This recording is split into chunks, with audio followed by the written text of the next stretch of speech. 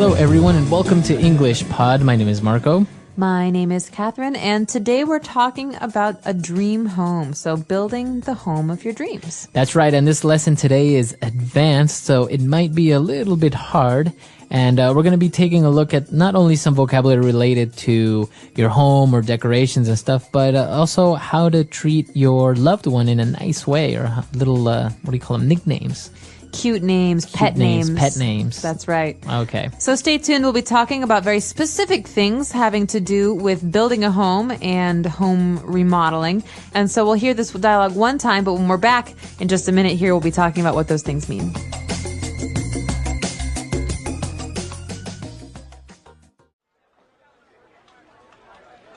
Mr. and Mrs. Robinson, let's get straight to it. You have saved up your money for years and are now ready to build your dream home. What did you have in mind? A suburban bungalow straight out of the 60s. A perfect lawn with minimal landscaping, a brick patio in the backyard with an old-fashioned grill, quaint lawn furniture, and a swimming pool. A two-car carport, pastel siding, and a gable roof, completed with white shutters and a white picket fence. Honey? In the living room, we would have moss green rugs and a fireplace with a stone mantel and wood paneling on the walls. In the kitchen, the cupboards would be a pale yellow, and we would have a turquoise metal oven and vinyl flooring. Sweetie, but I was thinking of more a modern style house, an open concept house, all glass, wood, metal, and concrete. But sweetums, there's always a lot of wasted space in those kinds of homes. Besides, it's just a fad. It doesn't have the homey feeling the old homes do. Sweetie pie, it's not a lot of wasted space. It is relaxing, and the house would be eco-friendly with an in-floor heating system and designed to retain the heat of the sun in the winter and keep the house cool in the summer. We would have solar panels on the roof. Do you know how much those things cost? What about your vintage furniture, dearest? And instead of a lawn, which is also a lot of wasted space and would require environmentally harmful pesticides, we would have a fish pond in the backyard and a garden that would cover the whole yard so we could grow our own food. But Buttercup, I thought you always said that you love visiting your grandmother's house. And I thought you, Mr. Scientist, were all up on saving the planet with your technological advancements. Well, I am just going to get some coffee while you two keep discussing.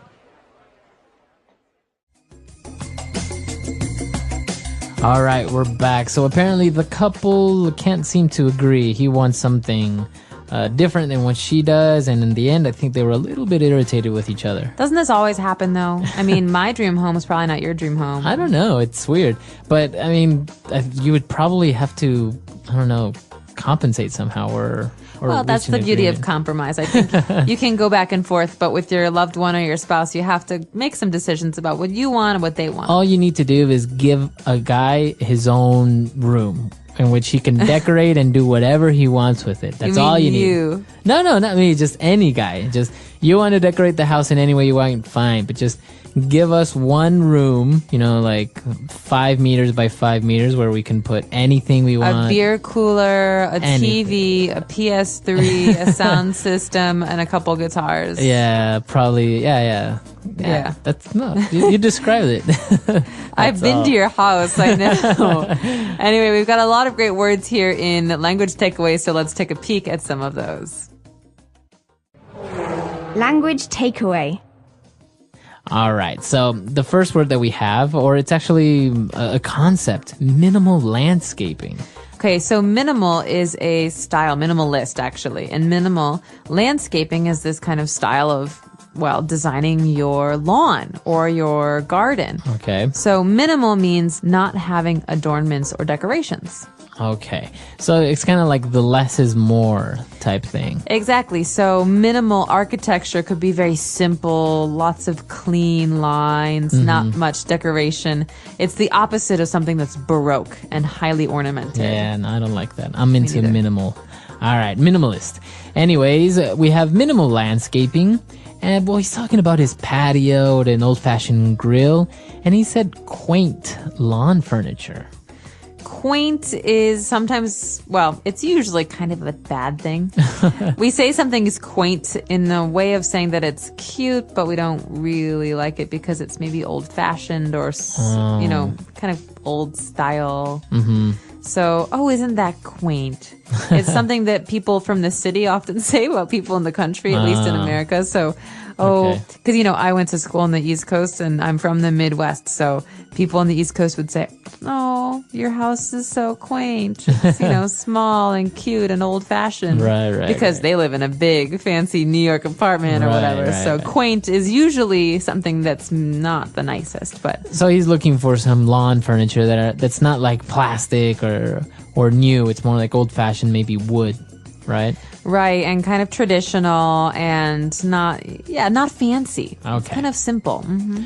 Now he's also talking about the house, and he wants a 2-car carport, pastel siding, and a gable roof. So now we know what a roof is, but what is a gable roof? A gable is a thing, right? And it's almost like an extension of the roof in certain parts. For example, on a traditional Cape Cod style house, you have windows in the front that they're not a part of the roof. They're an extension. They're kind of like come out. popping out like eyes. Exactly. They're coming out like eyes. And so the roof, obviously you need a roof on top of those windows. So that kind of roof, that little extension, that's called a gable. Okay. And so there's a wonderful book that's famous in American history called The House of Seven Gables.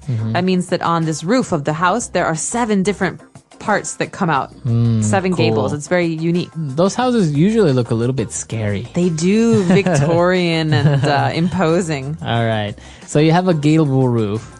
Now you have shutters and a white picket fence. This is typical. Everyone talks about a white picket fence around their house. That's right. There was even a TV show in America years ago called Picket Fences. Really? And I think a picket fence is kind of this ideal in American culture about having your own home in the suburbs and having your own space. And so around your yard, around your garden, you have this white picket fence.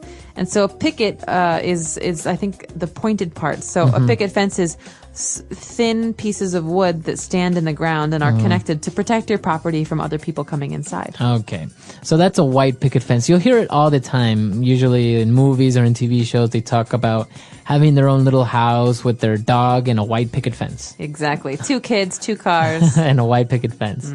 All right. So now the woman argued that she wanted something a little bit more modern. And, the guy said, you know what, that's, it's just wasted space. And those types of homes are just a fad. A fad. So a fad is something that is passing. It's something that's popular for a short time, but then it goes away. It's not popular anymore. Right. So, for example, I think for a while, remember those shoes?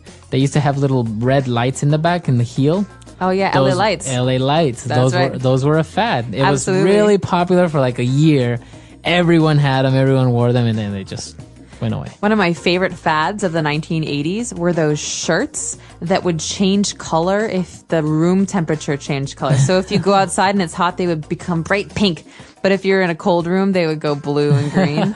It was really fun, but they're definitely out of fashion these days. I don't think they wear them anymore. So that's a fad. That's something that's temporary. It's popular for a while. So he called her house a fad, and she says, well, what about your house? All this vintage furniture. What's vintage? Vintage, well, some people think that vintage is a fad. A lot of people really enjoy buying vintage furniture or vintage clothing. Vintage means old. Old. So it's a nice way of saying old, or like a nice or cool way of saying old. Yeah, so it's almost like, for example, right now, 1940s and 50s clothes are very popular. A lot of girls are into this kind of style, so it's called, vintage clothing because it's not from today's styles. It's an old style. Or you could even call, those big flowing dresses from the 1970s vintage clothing. So vintage furniture would be furniture that comes from a different time, a different era, and it's popular now. Right, they're popular now. Or people like to buy them now. That's right. So they're special because they come from a different time. Okay. So those are the words that we have for today on Language Takeaway. Why don't we move on now to some pet names or some sweet ways that you can call your loved ones on Fluency Builder. Fluency Builder. So the reason this dialogue is very funny is because we have these two people who are clearly in disagreement about the kinds of furniture and house they want, but they're being so nice to each other. They have these cute names for each other. So it's really, I don't know, it's really funny. It almost seems like they're newlyweds, but apparently they've been saving up their entire life. So maybe they're just one of those really loving couples. Oh, sweetums, cutie pie, cutie. All right, so that's the first one. Sweetums. Sweetums. So obviously the main part of this word is sweet. Sweetums. This is a way to say, hey, sweetie. Okay. Sweetums. So you can say sweetie or sweetums. Exactly. And that's a nice way of saying to somebody. Or you can go sweetie pie. Sweetie pie. So pie is a food, it's like it's a dessert. It's the sweet. So sweetie pie. Or you could say honey pie. Honey pie, sweetie pie. So these are all cute. And the nice thing about these kind of pet names, these cute names, is you can change them if you want. And they're yours. So you could say, honey pie, sugar bun. They're silly, but there's no real rule. But these are the most common. Right. Sweetums and sweetie pie. Okay. Now, moving on to something a little bit maybe more formal. Dearest. This makes me think of my grandparents. Oh, really? Dearest. So dearest comes from dear. Dearest is the most dear. So someone who's the most important to you. Okay. And so you could say mummy dearest, mother dearest. Oh, really? You heard that somewhere? Oh, yeah. Do people call that their mothers like mother dearest? Mother dearest. No, it's very 1930s. I'm so arrogant. It is. Well, it's an old time thing. It's not. We do not say this anymore. But you can say, well, dearest, would you mind moving the car, please? I like the accent you put, kind of like English. All right, and the last one, buttercup. This is really popular. This is really popular, and you've heard this in a song before. You want to sing the song? You sing the song. Why do you build me up? Buttercup, baby. Yeah. Okay, so that was in a lot of movies. The word is buttercup. Also in the movie The Princess Bride was the character Princess Buttercup. And so this is a sweet, obviously a sweet thing. I think a buttercup is a flower. Oh, really? Yeah, and so these are all words you can use, names you could use with men and women, but buttercup is mostly women. I think the other ones are more general. But do you think, do guys say to their loved ones, like, sweetie pie? Oh, yeah. Yeah? Oh, yeah. All right, so I guess, guys, if you want to be really sweet and you want to win over the hearts of the ladies, you can use these words as well. Another popular one is babe, which is more of a young person thing to say. Yeah, I think it's more modern as well. Babe. Honey or babe. Baby. You're verging on not so sweet. No, but hey baby, how are you? It's nice. No. But not like, hey baby. All right. Well, we're gonna leave you with that thought and go listen to this dialogue one more time, but we'll be back in a moment.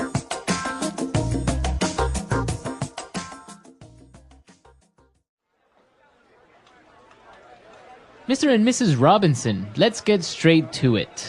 You have saved up your money for years and are now ready to build your dream home. What did you have in mind? A suburban bungalow straight out of the 60s. A perfect lawn with minimal landscaping, a brick patio in the backyard with an old-fashioned grill, quaint lawn furniture, and a swimming pool. A 2-car carport, pastel siding, and a gable roof, completed with white shutters and a white picket fence. Honey?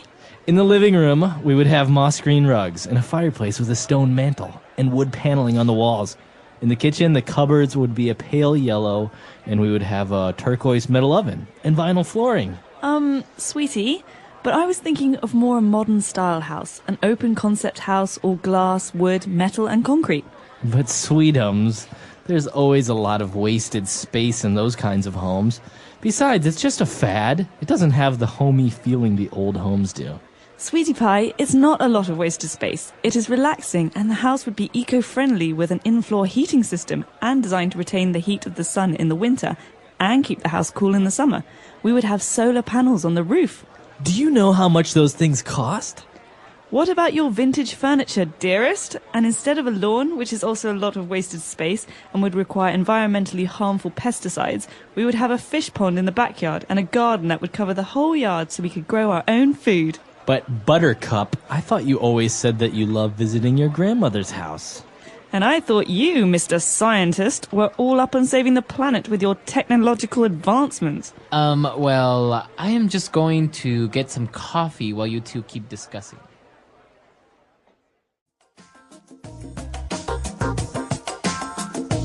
All right, we're back. So, apart from this, decorations and stuff, do you agree with the vintage home, the more like minimalist thing, or do you like the open concept one, the bigger one?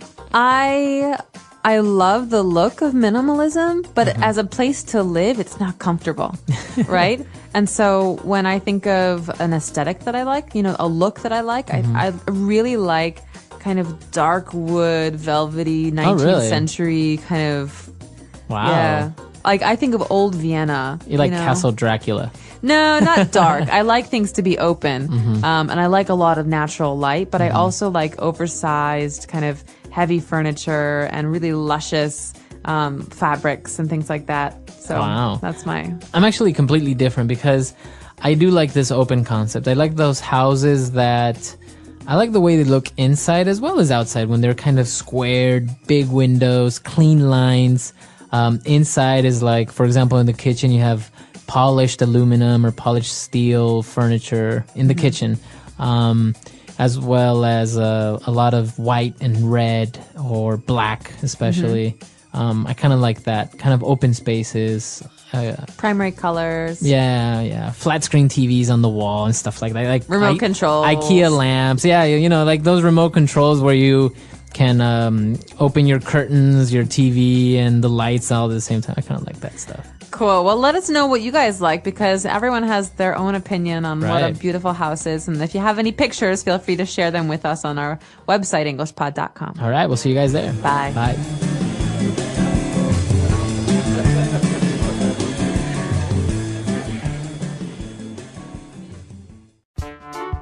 The English Pod audio review.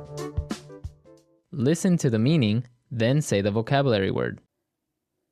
Something you really want to do. Dream. Place where a person lives. Home. Located or residing in a suburb.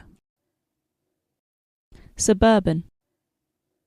A house which is built on one level. Bungalow. The years from 1960 to 1969. The 60s. The smallest possible amount or size. Minimal. A view across an area of land. Landscaping. An area of the garden with a hard surface. Patio. Unusual or old-fashioned. Quaint. A place where you park your car. Carport. A kind of dry colour in sticks. Pastel. Material attached to the outside of a building. Siding. The triangular upper part of a wall. Gable. The top of a building. Roof. Covers unfold in front of a window. Shutter. The shelf above a fireplace. Mantel. Sheets of wood fit into a frame to form a wall. Panelling. A bluish-green precious stone. Turquoise. Firm plastic which can be bent. Vinyl. Used as a term of endearment. Sweetums. Fashion. Fad. Having a feeling of home, comfortable. Homey. Used as a term of endearment. Sweetie pie. Not harmful to the environment. Eco-friendly. Installed in the floor. In floor. A system for keeping rooms warm. Heating. To keep or keep possession. Retain. Relating to the sun, using its light. Solar. A flat section of a wall, door. Panel. Representative of the best and most typical. Vintage. Used as terms of endearment. Dearest. A chemical substance used to kill insects. Pesticide. A creature living in water. Fish. A small body of water. Pond. A plant with small yellow flowers. Buttercup. Based on scientific and industrial progress. Technological. Improvement or development. Advancements. A fence consisting of pickets.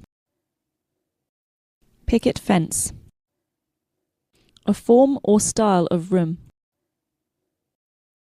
Open concept. Have all knowledge or information of something. All upon. Let's try that faster. A bluish-green precious stone. Turquoise. Unusual or old-fashioned. Quaint. Place where a person lives. Home. The triangular upper part of a wall. Gable. An area of the garden with a hard surface. Patio. Based on scientific and industrial progress. Technological. The top of a building. Roof. Material attached to the outside of a building. Siding. Used as a term of endearment. Sweetums. Used as terms of endearment. Dearest. Firm plastic which can be bent. Vinyl. Something you really want to do. Dream. The years from 1960 to 1969. The 60s. Representative of the best and most typical. Vintage. Improvement or development. Advancements. A system for keeping rooms warm. Heating. A chemical substance used to kill insects. Pesticide. A view across an area of land. Landscaping. A house which is built on one level. Bungalow. Installed in the floor. In floor. Having a feeling of home, comfortable. Homey. Located or residing in a suburb. Suburban. To keep or keep possession. Retain. Fashion. Fad. A place where you park your car. Carport. A fence consisting of pickets.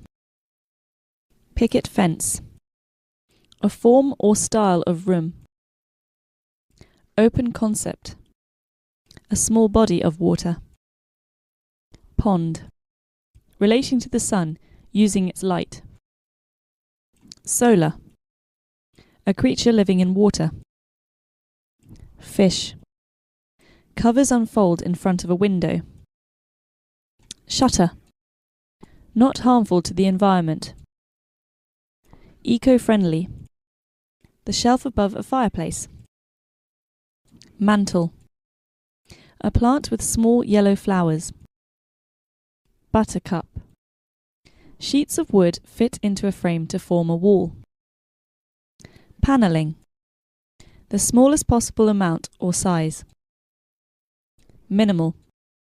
Used as a term of endearment. Sweetie pie. Have all knowledge or information of something. All up on. A flat section of a wall, door. Panel. A kind of dry colour in sticks. Pastel. Now say the word and hear it in a sentence. Picket fence.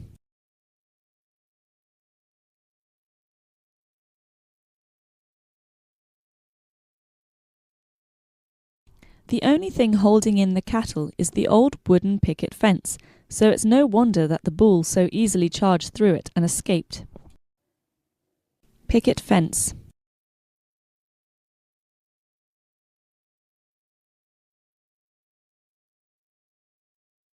In her daydreams, she always imagined herself newly married and living in a house with a white picket fence in a picturesque countryside. Picket fence.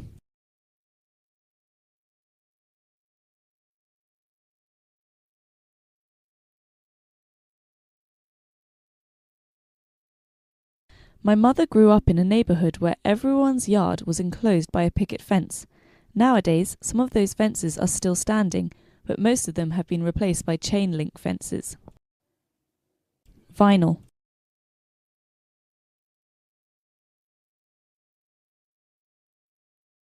When my family renovated our kitchen, we took up the old vinyl flooring and put down a hardwood floor.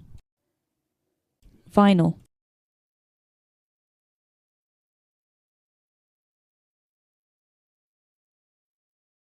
I love the vinyl floor in the bathroom because though it is made to look like tile, it is warmer and softer on bare feet.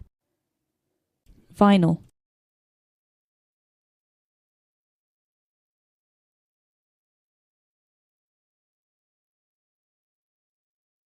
My friend is a vinyl fanatic. He has vinyl records, vinyl floors, vinyl clothing, a vinyl couch, and even the siding on his house is vinyl.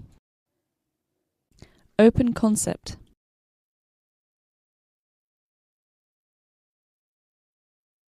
A popular trend in architecture right now is designing open concept buildings. Open concept.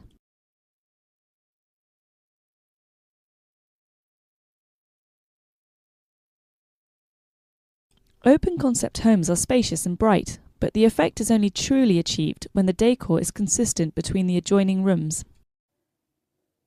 Open concept.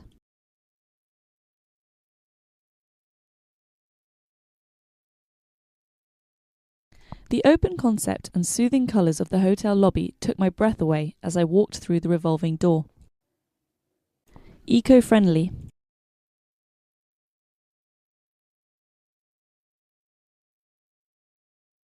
Carrying your groceries in a reusable cloth bag is more eco-friendly than using a new plastic one. Eco-friendly.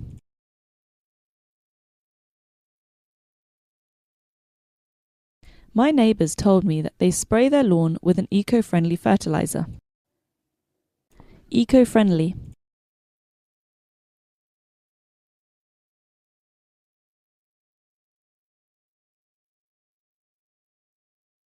It seems that more and more businesses are becoming concerned about protecting the environment and are using their eco-friendly practices and values as a key point in their advertisements. All up on. A friend of mine is all up on the latest trends in fashion. All up on.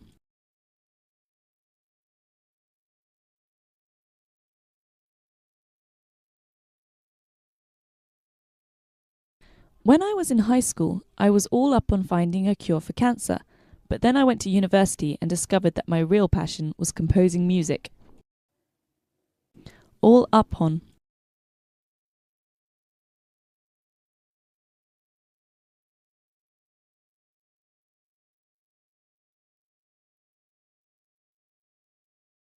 My brother is an advocate for environmental awareness, so he's all up on crazy facts like how long it takes for a piece of plastic to disintegrate and how many fish die per year from ingesting garbage floating around in the ocean.